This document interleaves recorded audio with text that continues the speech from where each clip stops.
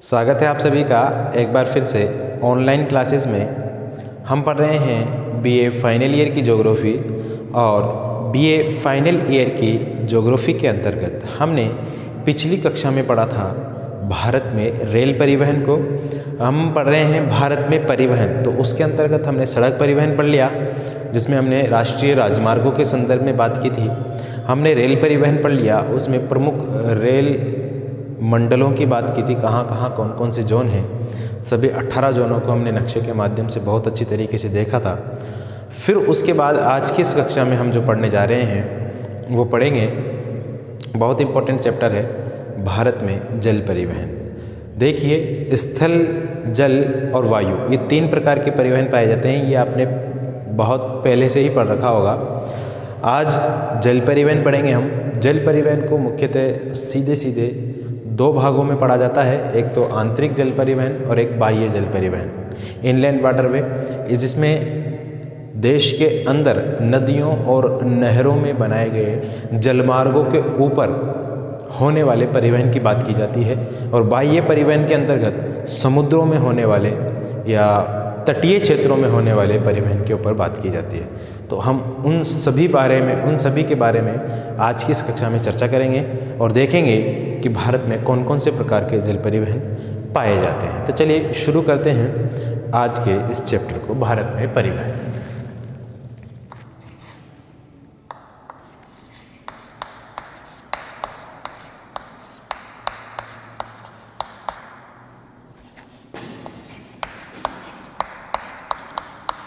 जल परिवहन।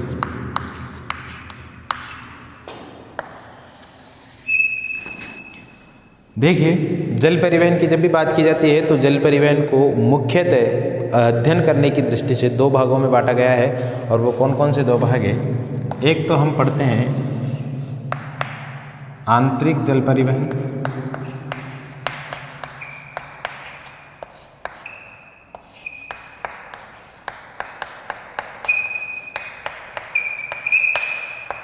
इसके अंतर्गत किसकी बात की जाती है? आंतरिक जल परिवहन के अंतर्गत ऐसी नदियाँ और नहरें जिनमें स्टीमर चलाए जा सकते हैं, छोटी नावें चलाई जा सकती है, यात्रियों और सामानों को एक स्थान से दूसरे स्थान तक ले जाया जा सकता है, उनकी बात इसके अंतर्गत की जाती है। और दूसरा होता है बाह्य परिवहन।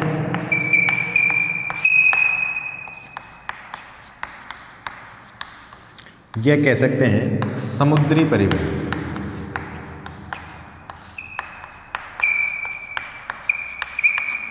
इसके अंतर्गत क्या किया जाता है? देश के बाहर के इलाकों में जो समुद्री जल मार्ग है या फिर जो तटीय जल मार्ग है, जिनसे एक स्थान से दूसरे स्थान, एक देश से दूसरे देश में व्यापार और आवागमन के साधनों के रूप में मानव एक स्थान से दूसरे स्थान तक जाता है, उनकी बात की जाती है। ठीक है, अगर दूसरे देश की भी बात नहीं की जाए तो खुद ही के देश के कोई द्वीप है, मान लीजिए लक्षद्वीप हमको जाना है, अंडमान जाना है, तो वहाँ जाने के लिए जो रास्ता है, जो मार्ग है, उसको हम बाह्य परिवहन कहेंगे, आंतरिक परिवहन उसको नहीं कहा जाएगा।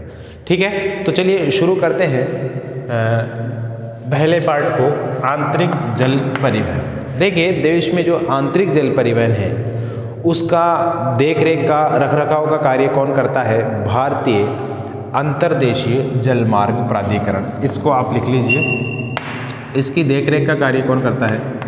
भारतीय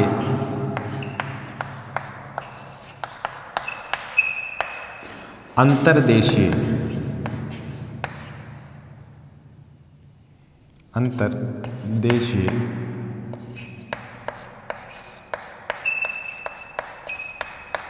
जलमार्ग प्राधिकरण। ये इसकी देखरेख का कार्य करता है। इसको कहते हैं NWAI। इसकी शॉर्ट फॉर्म है national waterway authority of India.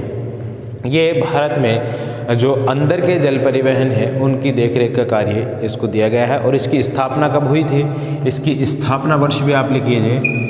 इसकी स्थापना जो हुई थी वो हुई थी 27 अक्टूबर 1986 को 27 अक्टूबर 1986 को भारतीय अंतर्देशीय जलमार्ग प्राधिकरण की स्थापना की गई थी, जो देश के आंतरिक जलमार्ग जो है उनकी देखरेख करता है। इसको NWAI भी कह सकते हैं, IWAI भी कह सकते हैं, national waterway authority of India भी कह सकते हैं, Indian waterway authority of India IWAI भी इसको कहा जा सकता है।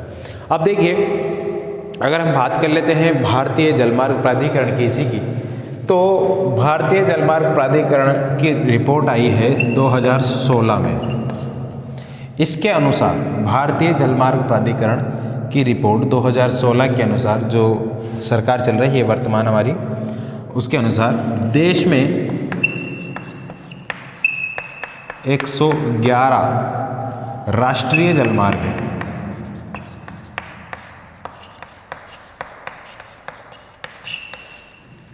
देश में छोटे बड़े 111 राष्ट्रीय जलमार्ग हैं, लेकिन अगर हम पढ़ते हैं तो सिर्फ 5 राष्ट्रीय जलमार्गों के बारे में ही हम अध्ययन करते हैं, वही इम्पोर्टेंट है। और पूर्णतः घोषित जो राष्ट्रीय जलमार्ग है वो सिर्फ कितने हैं? 5 राष्ट्रीय जलमार्ग ही अभी तक मौजूद है भारत में। ठीक है, कितने हैं? 5। छठा है जिसकी घोषणा कुछ समय पहले ही की गई थी और उसको हम अभी पढ़ लेंगे। तो सबसे पहले देखते हैं भारत में कौन कौन से राष्ट्रीय जलमार्ग है और वो कहाँ से कहाँ तक जाते हैं, उन सभी को हम पहले पढ़ेंगे, फिर मैप के माध्यम से मैप में दर्शाने की कोशिश करेंगे और उनको अच्छे से समझने की कोशिश करेंगे। तो चलिए, इसका आप स्क्रीनशॉट ले लीजिए, फिर इसको मिटा देते हैं। ले लिया होगा आपने स्क्रीनशॉट? चलिए मिटा देते हैं इसको।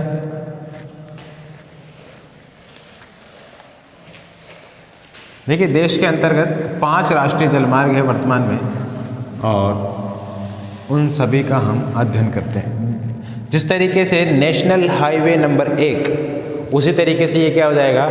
नेशनल वाटरवे नंबर 1, राष्ट्रीय जलमार्ग नंबर 1, राष्ट्रीय जलमार्ग नंबर 2, राष्ट्रीय, इस तरीके से। ठीक है, तो मैं शॉर्ट में लिख देता हूँ यहाँ पर नेशनल वाटरवे संख्या 1। नेशनल वाटरवे संख्या 1 देश का सबसे बड़ा आंतरिक जलमार्ग है, जो लगभग 1620 किलोमीटर का है और आप सभी को खूब पता होगा, पिछले 1-2 सालों में खूब चर्चा में रहा है, क्योंकि इसका उद्घाटन किया गया था प्रधानमंत्री द्वारा। और हल्दिया से इलाहाबाद तक ये जलमार्ग है, गंगा नदी के ऊपर। ठीक है, तो आप अच्छे से जानते होंगे इसके बारे में। नेशनल वाटरवे संख्या 1 इलाहाबाद, जिसको प्रयागराज कहते हैं, इलाहाबाद से कहाँ तक है ये? हल्दिया। नेशनल वाटरवे संख्या 1 ये देखिए देश के 3 राज्यों से होकर गुजरता है। सबसे पहले ये उत्तर प्रदेश है,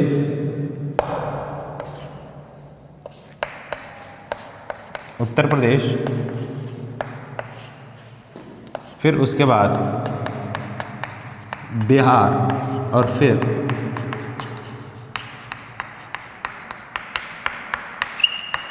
पश्चिम बंगाल। देश के 3 राज्यों में होकर ये गुजरता है और इसकी कुल लंबाई कितनी है गुरुजी? कुल लंबाई है इसकी 1620 किलोमीटर। और इसको कब घोषित किया गया था? नेशनल वाटरवे संख्या 1 1986 को इसको स्टार्ट कर दिया गया था। ठीक है, जब इस प्राधिकरण की स्टार्टिंग हुई थी 1986 में ही, तभी इसकी स्थापना कर दी गई थी। अब ठीक है, ये गंगा नदी पर स्थित है, ये भी आप लिख सकते हैं। कौन सी नदी पर है? गंगा नदी पर। अब देखिए, इसकी 3 शाखाएं हैं। सबसे पहले पहली शाखा कौन सी है? इलाहाबाद से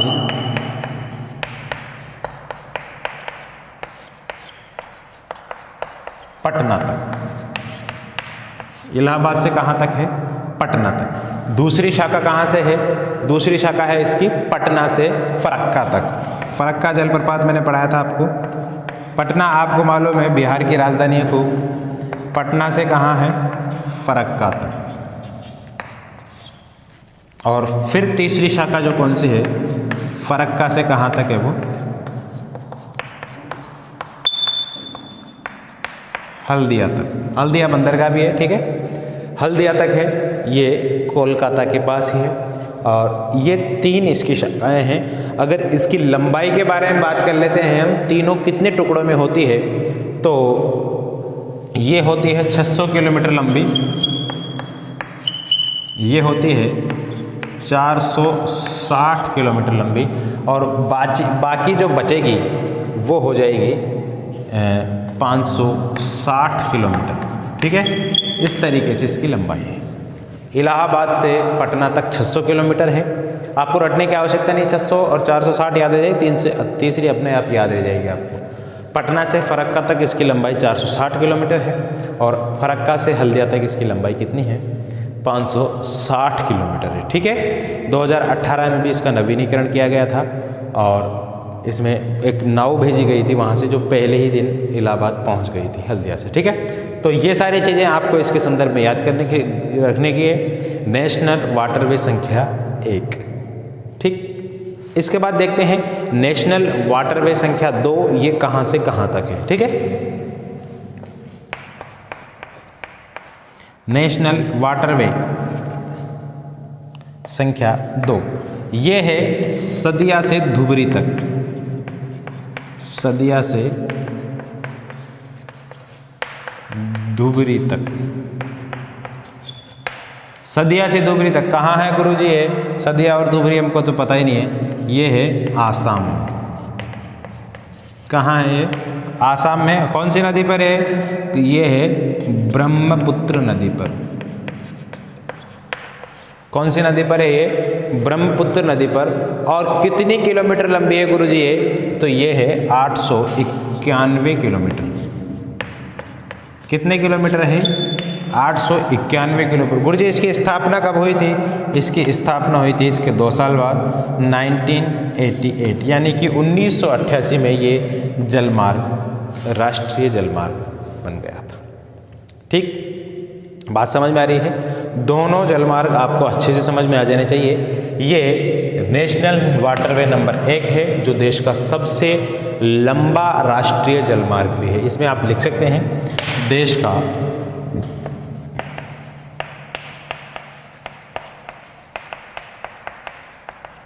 सबसे लंबा जलमार्ग,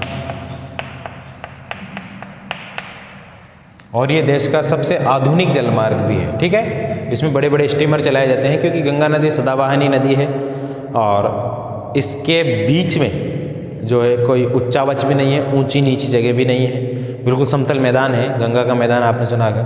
तो इस वजह से इसमें आसानी से साल भर जो है स्टीमर, बड़े नौका और छोटे मोटे मालवाहक जहाज आसानी से चलाए जा सकते हैं। ठीक है, तो ये दोनों आपको अच्छी तरीके से याद हो जाएंगे। फिर इसके बाद देखते हैं नेशनल वाटरवे संख्या 3। आप इसका लिख सकते हैं, स्क्रीनशॉट आपने ले लिया होगा।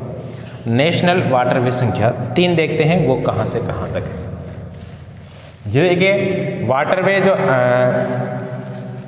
इनलैंड वाटरवे जो होंगे अंतर्देशीय, उनमें या तो किसी नदी के ऊपर होगा या फिर क्या होगा, किसी नहर पर।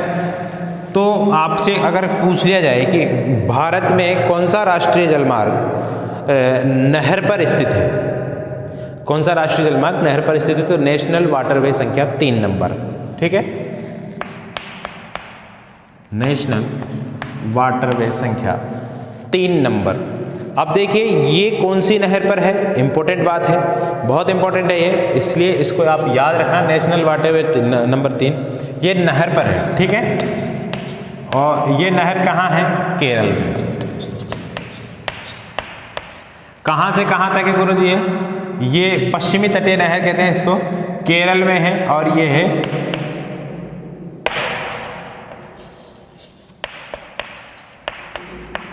कोट्टायम या कोट्टापुरम कहते हैं इसको, डबल टे है ये। कोट्टायम से कोल्लम तक ये केरल के स्थान है। कोट्टायम, कोल्लम, केरल, कोच्चि, कोचीन क्या पर ही है अधिकतर, है ना। हाँ, तो कोट्टायम से कोल्लम तक ये राष्ट्रीय जलमार्ग है जो नहर पर स्थित है। ठीक है, तटवर्ती नहर है ये। जैसे हम भारत के नक्शे की बात करते हैं ना इस तरीके से, तो ये इस तरीके से बिल्कुल तट के समीप समीप है, लेकिन अंदर है, भारत के सीमा के अंदर है, इसलिए इनलैंड वाटरवे है ये नेशनल वाटरवे संख्या 3।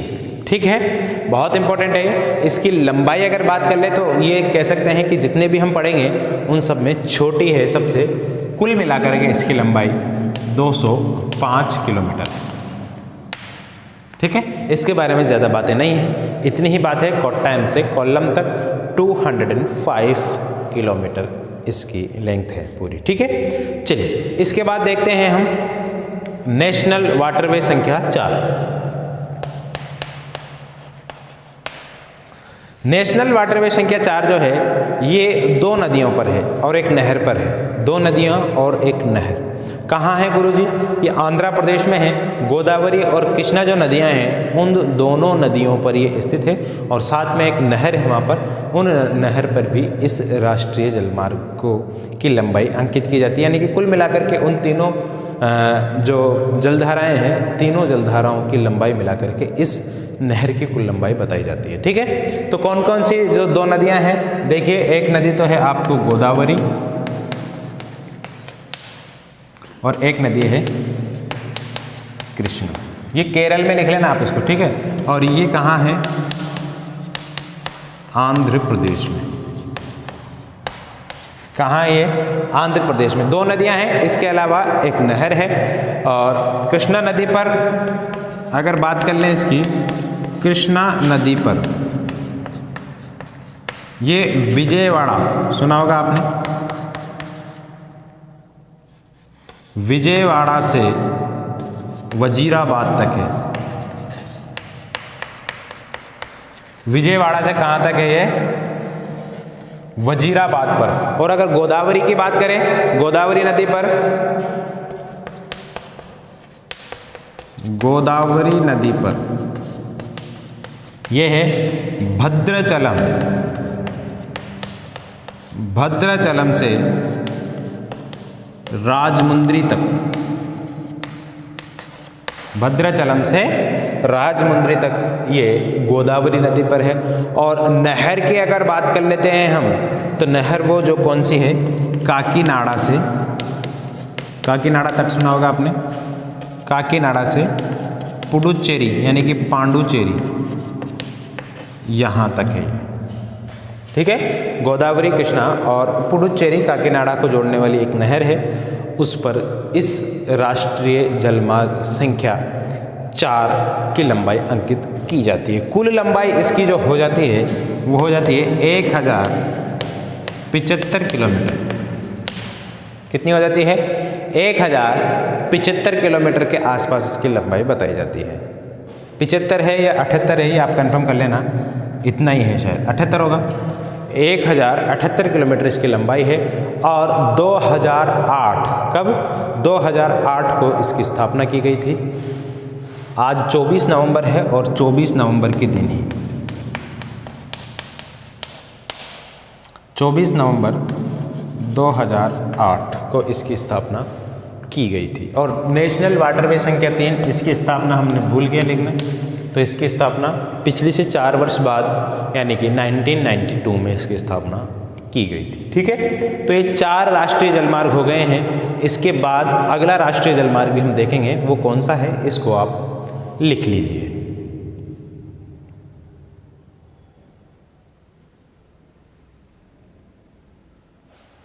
लिख लिया होगा आपने?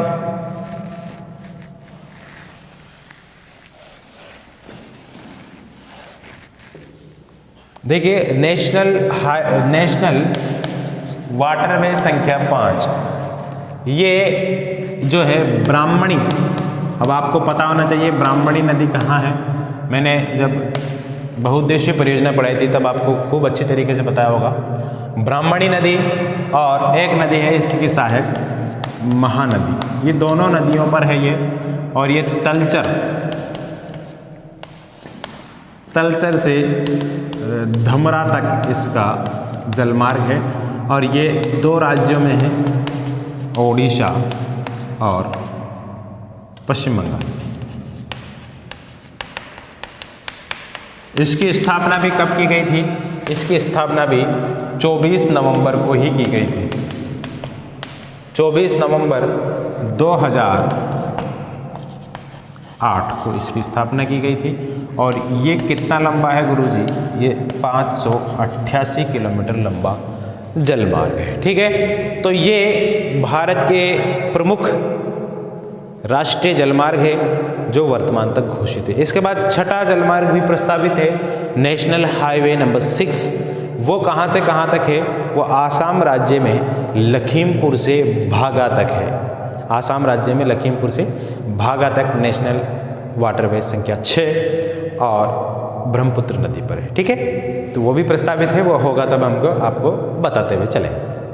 ठीक है, तो चलिए अब हम इसको नक्शे के माध्यम से देख लेते हैं। साथ ही साथ नक्शे के माध्यम से देखने के पहले हम भारत के बाह्य जलमार्गों को भी देख लेते हैं। बाह्य जलमार्गों को देखने के लिए हमको सिर्फ और सिर्फ भारत के तटीय बंदरगाहों को देखना होगा। भारत के कौन कौन से बंदरगाह हैं उनके देख लेते हैं।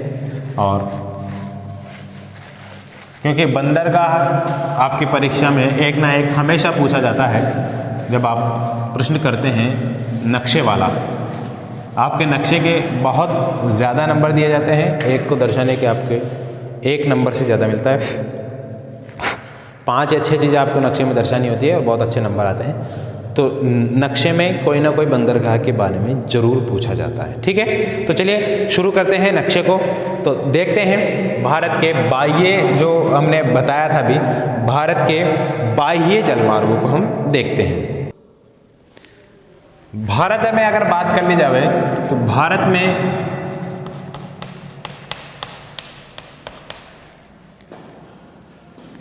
13 बड़े और 185 छोटे बंदरगाह हैं। कितने हैं? 13 बड़े बंदरगाह है और 185 छोटे बंदरगाह भारत में वर्तमान में मौजूद है। जो बड़े बंदरगाह है, बंदरगाह से आप समझते हैं ना, पत्तन, पत्तन को कहते हैं बंदरगाह। बड़े बंदरगाह, उनकी जो देखरेख है, निगरानी है, नियंत्रण है, वो किसके हाथ में है? केंद्र सरकार के हाथ में। जबकि छोटे बंदरगाह हैं, इनकी देखरेख किसके हाथ में है? ये है समीपवर्ती राज्य सरकारों के हाथ में। जो राज्य सरकार है उनके हाथ में इसकी देखरेख और नियंत्रण है। इतनी बातें आपको याद रह जाएगी। तो हम देख लेते हैं देश के कुछ बड़े जो बंदरगाह है उनको देख लेते हैं, उनकी स्थिति कहाँ कहाँ पर स्थित है। उसके बाद फिर हम आगे की बात करेंगे। ठीक है, देश का सबसे बड़ा अगर पत्तन पूछ लिया जाए, इसको मिटा देता हूँ मैं। देश का सबसे बड़ा पत्तन, देश का सबसे बड़ा बंदरगाह, तो आप सभी को मालूम है कौन सा होगा? मुंबई वाला। ठीक है, महाराष्ट्र में जो है। तो सबसे पहले हम पश्चिमी तट पर पड़ने वाले बंदरगाहों की बात करते हैं। पश्चिमी तट पर, तो पश्चिमी तट पर सबसे उत्तर में कौन सा है? वो है गुजरात का कांडला बंदरगाह, जो राजस्थान के सबसे समीप है। ठीक है, राजस्थान के संदर्भ में अगर बात कर ली जाए तो राजस्थान के सबसे समीप है कांडला बंदरगाह। ये कहाँ है? गुजरात में। और ये ज्वारीय बंदरगाह है। ठीक है, ज्वार जो आता है उसके कारण बना हुआ बंदरगाह है ये। ठीक है, दूसरा नंबर का कौन सा है? आप सभी परिचित है उससे, मुंबई है। और मुंबई वाला कहाँ है? ये है महाराष्ट्र में। मुंबई वाला कहाँ है? महाराष्ट्र में। और ये देश का कृत्रिम बंदरगाह है जो द्वीप पर स्थित, सिलिसेट आप एक द्वीप है, उस द्वीप पर ये बंदरगाह स्थित है। ठीक है, आपको मालूम होगा मुंबई एक द्वीप पर बसा हुआ है, तो ये उसी द्वीप पर है। देश का प्राकृतिक बंदरगाह, देश का सबसे बड़ा बंदरगाह है। ठीक है, इसके बाद एक नया बंदरगाह है नाहवा शोवा बंदरगाह। ये अभी नया ही है, इसको अभी कुछ साल पहले ही प्रधानमंत्री द्वारा इसका उद्घाटन किया गया था। और ये भी कहाँ है? महाराष्ट्र में। नाहवा शोवा बंदरगाह महाराष्ट्र में है, जवाहरलाल नेहरू बंदरगाह के नाम से भी इसको जाना गया है। ठीक है, कुछ समय पहले इसको कंप्यूटरीकृत कर दिया गया है और कह सकते हैं कि पूर्णतः कंप्यूटरीकृत बंदरगाह है। ठीक है, यानी कि सारा काम यहाँ पर कौन करता है, कंप्यूटर करता है। इसके बाद नाम से ही आपको पता चल जाएगा ये कहाँ है, मार्मा गोवा पत्ता। मार्मा गोवा ये है देश में गोवा राज्य में। ठीक है, इसके बाद मंगलूर है, न्यू मंगलूर बोलते हैं इसको। मंगलूर जो है ये कहाँ है, कर्नाटका में, कर्नाटक। फिर आप सभी परिचित है कोच्चि से। कोच्चि ये देश में कहाँ है, ये है केरल में। तो देश के जो पश्चिमी हिस्से में जितनी भी बंदरगाह है वो सभी बंदरगाह ये है जो बड़े हैं। ठीक है, ये 5 या 6 बंदरगाह है जो देश के बड़े बंदरगाह है, ये पश्चिमी तट वाले बंदरगाह है। 6 हो गए ना, 1 2 3 4 5 6। हम बड़े बंदरगाहों की बात करेंगे, जो 13 हमने बताए थे अभी, उन्हीं की बात करेंगे। ठीक है, अब अगर देख लेते हैं हम पूर्वी तट के बंदरगाह। पूर्वी तट के बंदरगाह, तो पूर्वी तट में सबसे ऊपर ही ऊपर कौन सा बंदरगाह है, आप सभी को मालूम है, कोलकाता बंदरगाह। देश की राजधानी भी रही है कई समय तक है बंदरगाह की वजह से ही, और यह है पश्चिम बंगाल। ठीक है, हुगली नदी के किनारे। ये कह सकते हैं कि नदी के किनारे कौन सा बंदरगाह है, तो ये वाला है। ठीक है, प्रश्न पूछ लिया जाता है कभी कि भारत में ऐसा कौन सा बंदरगाह है जो नदी के मुहाने पर बना हुआ है, तो वो कौन सा है, कोलकाता पश्चिम बंगाल वाला। ठीक है, इसके बाद पारादीप बंदरगाह है। पारादीप कहाँ है, पारादीप बंदरगाह है ओडिशा में। पारादीप बंदरगाह कहाँ है, ओडिशा में है। और इसके बाद है विशाखापत्तनम वाला, इससे भी आप खूब परिचित है।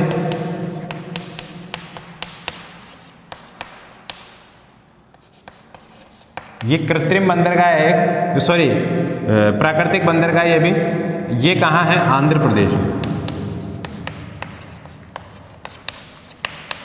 देश का ऐसा बंदरगाह है जो पूर्णतः मशीनीकृत है, यानी कि यहाँ पर सर्वश्रेष्ठ मशीनें पाई जाती है, सारा काम मशीनों से होता है, और ये देश का सर्वश्रेष्ठ प्राकृतिक बंदरगाह कहलाता है। ठीक है, देश का सबसे बेहतरीन प्राकृतिक बंदरगाह यह है आंध्र प्रदेश में विशाखापत्तनम वाला। ठीक है, इसके लिए एक बात और है, इसको इस बंदरगाह को प्राकृतिक आपदाओं से, चक्रवात से और सुनामी से बचाने के लिए डॉल्फिन नोज बनाया गया है। डॉल्फिन नोज याद रखिएगा आप, ये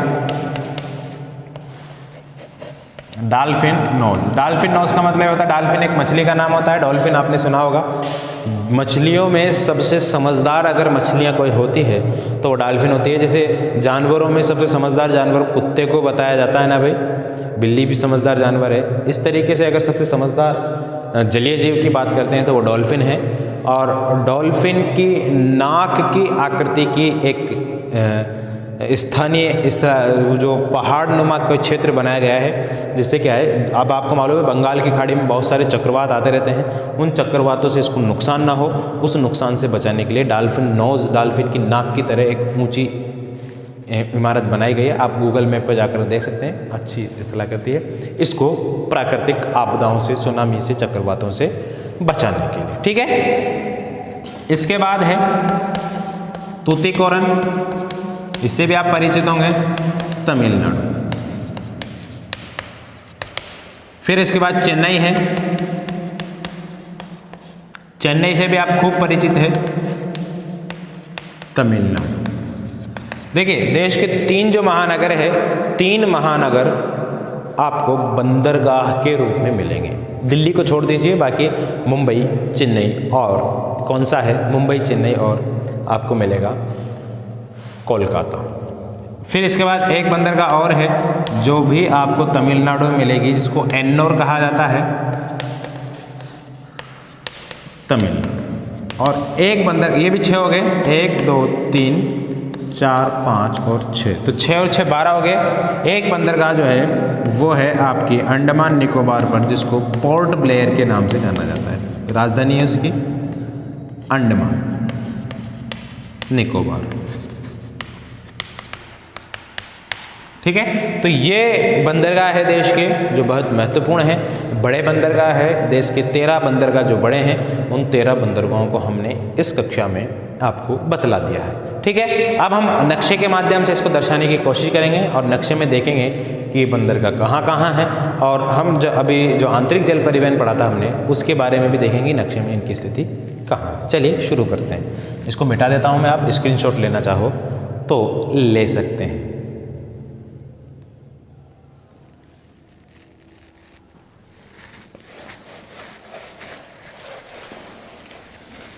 देखिए, देश में जो जलयान निर्माण होते हैं उस जलयान निर्माण जिसको शिपयार्ड बोलते हैं, तो कोचीन शिपयार्ड देश का सबसे बड़ा जलयान निर्माण और मरम्मत करने वाला क्षेत्र है, कोचीन शिपयार्ड केरल। ठीक है, चलिए हम नक्शे के माध्यम से भारत के जलमार्गों को देखते हैं, क्योंकि इससे क्या है हमारे जहन में बात रह जाती है। तो आप नक्शा बना लीजिए, बेहतर रहेगा। ऊपर का नक्शा बनाने की क्या जरूरत है हमको, नीचे का ही बनाएंगे ना अपन। चलिए मैं यहाँ से शुरू करता हूँ, राजस्थान से।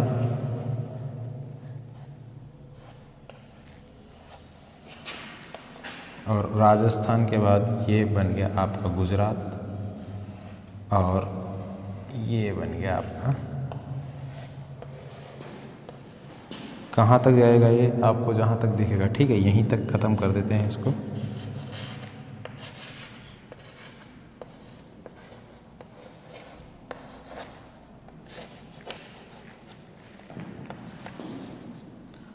फिर इसके बाद हमको ये वाला हिस्सा बनाने की भी ज़रूरत पड़ेगी।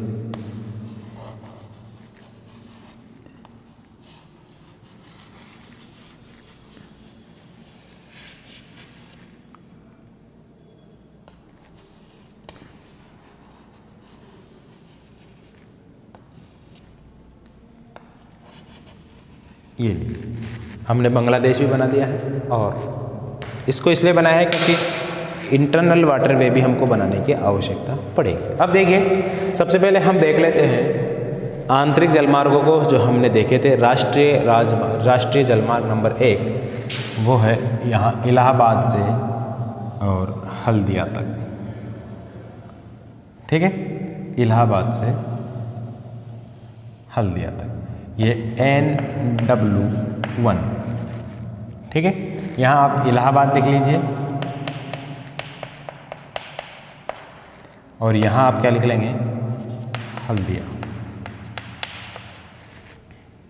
ठीक है, नेशनल वाटरवे नंबर 2 ये कहाँ है, ये है आपका सदिया से धुमरी तक, ये आसाम में, NW2। इसके ऊपर आप लिख लीजिए इसका शुरुआती पॉइंट कहाँ है और आखिरी पॉइंट का है। सदिया से डुगरी आप लिख सकते हैं, ये सदिया डुगरी। ठीक है, नेशनल वाटरवे संख्या 3 ये मिलेगी आपको यहाँ पर, यानी कि दिख रहा है ना आपको ये, हाँ ये केरल के तट पर है। ये एक तटवर्ती नहर है, उस नहर पर है। ठीक है, इसको आप NW3 कोट्टायम से कोल्लम। ठीक है, फिर नेशनल वाटरवे संख्या 4 ये आपको कृष्णा गोदावरी नदी पर मिलेगी। कौन सी नदी पर, कृष्णा गोदावरी नदी पर। तो गोदावरी नदी इधर से आएगी और कृष्णा नदी इधर से आएगी, तो ये दोनों यहाँ पर डेल्टा बनाएगी, और इसके पास यहाँ पे आप लिख लीजिए NW4। ठीक है, राजमुंद्री वगैरह सब आप लिख लीजिए इसमें। और इसके बाद आपको नेशनल वाटरवे संख्या 5 मिलेगी, वो आपको यहीं पर मिलेगी, ब्राह्मणी और महानदी पर। ठीक है, ये ओडिशा में और पश्चिम बंगाल में, दोनों राज्यों में, NW5। ये देश के 5 राष्ट्रीय जलमार्ग है जो बड़े जलमार्ग है। ठीक है, इसके अलावा देश में 111 जलमार्ग मैंने बताए हैं आपको, वो भी है, लेकिन उनकी हमको आवश्यकता नहीं है, उनका डाटा हमारे पास मौजूद नहीं है, किताबों में भी नहीं है। ठीक है, अब हम बंदरगाहों की बात कर लेते हैं, कांडलापत्तन की बात करते हैं। कांडलापत्तन ये हो गया। फिर मुंबई की बात कर लेते हैं, मुंबई यहाँ है। फिर मुंबई के बाद नहावा शोवा, अभी बताया हमने, नहावा शोवा यहाँ हो जाएगा। फिर उसके बाद न्यू मंगलूर यहाँ हो जाएगा, न्यू मंगलूर ये हो गया, 1 2 3 4 हो गए। फिर उसके बाद कौन सा है, कोच्चि, ये मिलेगा आपको यहाँ पर। ये 5 जो है इस तट के हैं। एक और है इसमें जो बिल्कुल आपको मंगलोर के ऊपर मिलेगा जस्ट, इसको मार्मा गोवा, जो गोवा में है, ठीक है। तो ये 5 पत्तन आपको यहाँ मिल जाएंगे। 5 पत्तन की स्थिति हमने देख ली। फिर इसके बाद यहाँ देखते हैं हम, यहाँ आपको मिलेगा कोलकाता बंदरगाह, यहाँ आपको मिलेगा पारादीप बंदरगाह, यहाँ आपको मिल जाएगा, और थोड़ा नीचे आ जाइए, ये है विशाखापत्तनम आंध्र प्रदेश में। इसके बाद 3 आपको जो मिलेंगे, चेन्नई मिलेगा आपको, और चेन्नई के बाद तूतीकोरन भी मिलेगा आपको, और एन्नौर आपको मिलेगा, ठीक है। तो ये 6 बंदरगाह इधर हो गए, और एक जो आपको मिलेगा वो अंडमान निकोबार में मिलेगा, पोर्ट ब्लेयर। आप देखिए इनसे जो जलमार्गों से जो समुद्री जहाज़ जाते हैं वो कहाँ कहाँ जाते हैं, ये भी तो इम्पोर्टेंट बात है ना भाई। समुद्री जलमार्ग से जो जहाज़ जाते हैं वो किधर किधर जाते हैं। तो यहाँ से अगर बात कर ली जाए तो पाकिस्तान की कराची जाएगा, अदन जाएगा, सऊदी अरब वाले क्षेत्रों में जाएगा, और उधर चला जाएगा सुएज़ नहर से निकलता हुआ। ये भी ऐसे ही जाएगा, मुंबई वाला सबसे ज़्यादा मुंबई से होता है यहाँ पर कार्य। मुंबई से अदन होता हुआ एक जलमार्ग तो सुएज़ नहर होता हुआ यूरोपीय देशों को पहुँचेगा, और एक जलमार्ग आपको अगर दक्षिण की तरफ बात कर ले तो किधर जाएगा वो जाएगा आपका डरबन की तरफ, दक्षिण अफ्रीका डरबन है, जोहानसबर्ग है, वहाँ पर वो पहुँचेगा। पोर्ट क्या नाम है, केप टाउन है, वहाँ पर पहुँचेगा। ये सारे जलमार्ग पश्चिम की तरफ जाएंगे, इधर किधर, पश्चिम की तरफ। और इधर के जलमार्ग आपको रंगून मिलेगा, ढाका मिलेगा, इसके अलावा पेनांग मिलेगा आपको, चीन के क्षेत्रों में जाएंगे, इंडोनेशिया में जाएंगे, जावा सुमात्रा की तरफ, ऑस्ट्रेलिया की तरफ जाएंगे। ये सभी जलमार्ग जो है ये एशियाई देशों को जोड़ेंगे, और ये पश्चिमी देशों को, अफ्रीका और उत्तरी अमेरिका, दक्षिण अमेरिका और यूरोपीय देशों को जोड़ेंगे, ठीक है। तो इस तरीके के ये वाटरवेज है जो भारत में मौजूद है। उम्मीद है आज की इस कक्षा में आपको समझ में आया होगा जो समझाया गया है। मिलेंगे आपसे कल, तब तक के लिए मुझे दीजिए इजाज़त। नमस्कार।